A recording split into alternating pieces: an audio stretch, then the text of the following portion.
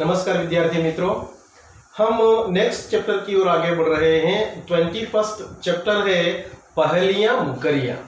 पहेलियां मुकरियां। अमीर खुसरो हमारे देश के रहने वाले नहीं थे, लेकिन एक महान कवि हो गए। महान कवि के रूप में इसे पहचाना जाता है।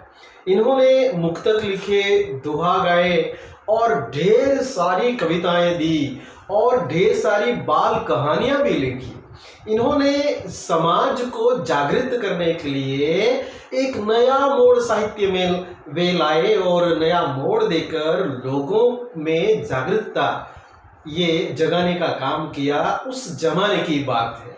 राजा रजवाड़ाओं यानी कि राजाओं का समय था उस जमाने में, और आदिकाल की यह राजश्री परंपरा के सर्वाधिक साहित्य लिखने वाले सबसे बेहतरीन कवि के रूप में उसे देखा गया है। इन्होंने मजाक के साथ साथ ज्ञान परोसने का प्रयत्न किया है और पहेलियां मुकरियां जैसे कुछ मुक्तक देकर हमें ज्ञान परोसा गया है।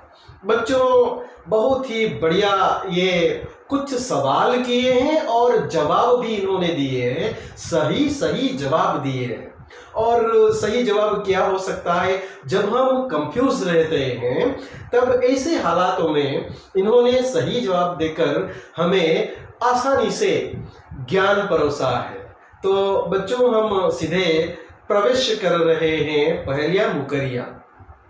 पहले पहेलियां हैं तो देखो, पहेलियों के उत्तर भी एक सखी दूसरी सखी से किस प्रकार वो जवाब के रूप में, प्रश्न के रूप में पूछती है, फिर जवाब के रूप में भी वही ज्ञान परोसती है।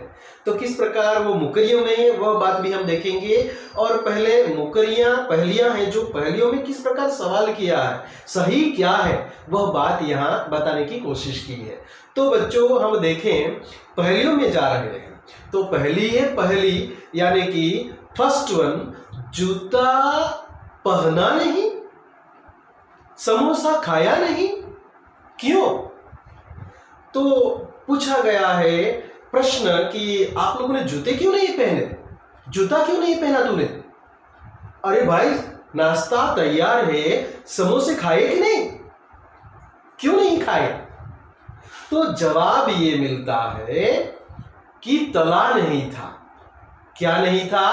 तला नहीं था। सामान्य अर्थ ये है बच्चों कि जूता इसीलिए नहीं पहना था पहनने वाले ने कि जूते का तल्ला नहीं था, नीचे का हिस्सा नहीं था, इसीलिए जूता नहीं पहना था। और समोसे इसीलिए नहीं खाए गए क्योंकि वह तेल में तले नहीं थे।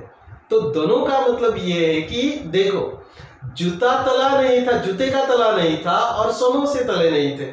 तो दोनों का अंतर स्पष्ट हो जाता है कि सही जवाब क्या है। जूता इसलिए नहीं पहना था, क्यों? क्योंकि जूते का तला नहीं था। और समोसे इसलिए नहीं खाए थे क्योंकि तले नहीं थे, तेल में अब तक तला नहीं गया था, इसीलिए नहीं खाए थे। तो दूसरी पहेली है कि अनार क्यों नहीं चखा, अनार क्यों नहीं चखा, वजीर क्यों न रखा, वजीर क्यों न रखा। वजीर का मतलब है राज दरबार में राजा का खास, जिसे मंत्री कहा जाता है, उसे वजीर कहा गया। देखो, वजीर क्यों नहीं रखा गया? तो जवाब यह मिल रहा है कि दाना न था। क्या न था? दाना।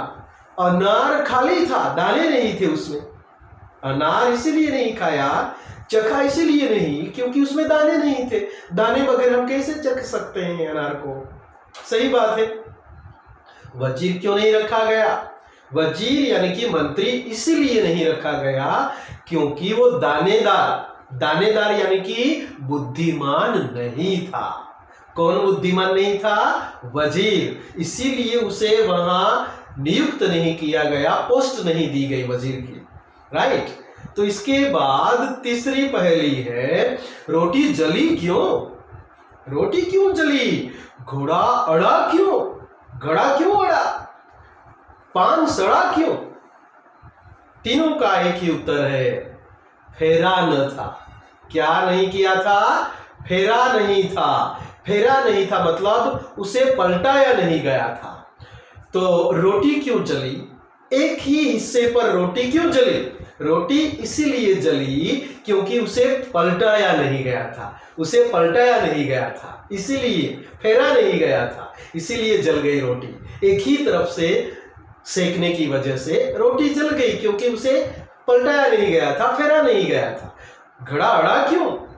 घड़ा जो है वो घोड़ा आलसी क्यों बन गया? घोड़ा फेरा नहीं था, इसीलिए आलसी बन गया। उसे ट्रेनिंग नहीं दी गई थी, उसे घुमाया नहीं गया था, इसीलिए फिराया नहीं गया, इसीलिए वो आलसी हो गया। ट्रेनिंग न देने की वजह से जो उसे ज्ञान होना चाहिए वो ज्ञान नहीं हुआ, इसलिए घोड़ा अड़ा ही रह गया। उसे घुमाया नहीं गया, फिराया नहीं गया, ट्रेनिंग नहीं दी गई थी, इसीलिए वह जैसे का वैसा आलसी बना रहा। और फिर पान सड़ा क्यों?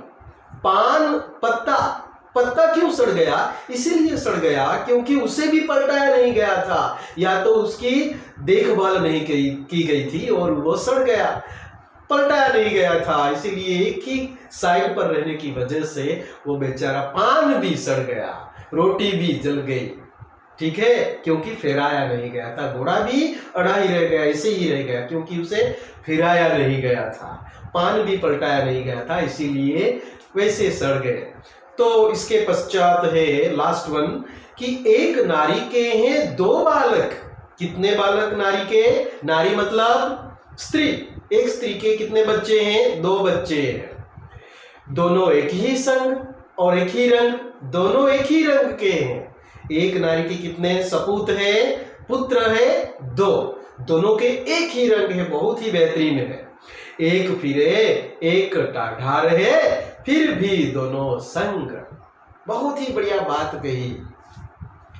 तो एक घूमता रहता है, एक स्थिर रहता है अपनी जगह पर, और एक घूमता रहता है, फिर भी दोनों संग, फिर भी दोनों एक संग रहते हैं, एक साथ रहते हैं। जवाब क्या है? चक्की के पाठ। किसके पाठ? चक्की के पाठ। देखो बच्चों, जब हम आटा यानी कि अनाज पीसने के लिए जाते हैं, आटा बनवाने के लिए, तो जब उसे यानी कि चक्की में डाला जाता है तो ऊपर का हिस्सा ही घूमता रहता है, ऊपर का हिस्सा ही घूमता रहता है, नीचे का हिस्सा वही पार्ट वही रहता है, वहीं पर रहता है, और ऊपर का पार्ट ही घूमता रहता है।